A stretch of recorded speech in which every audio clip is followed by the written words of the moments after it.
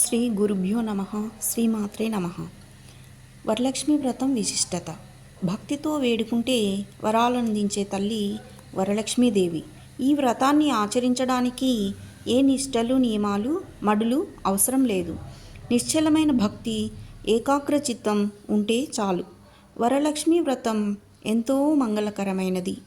ఈ వ్రతాన్ని చేయడం వల్ల లక్ష్మీదేవి కృపాకటాక్షాలు కలిగి ఐశ్వర్యం సిద్ధిస్తుంది, సకల శుభాలు కలుగుతాయి.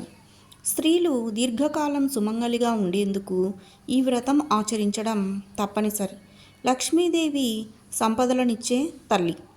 సంపదలంటే కేవలం ధనం మాత్రమే కాదు. ధాన్య సంపద, పశు సంపద, గుణ సంపద, జ్ఞాన సంపద మొదలైనవి ఎన్నో ఉన్నాయి. వర అంటే శ్రేష్టమైన అనే అర్థం కూడా ఉంది.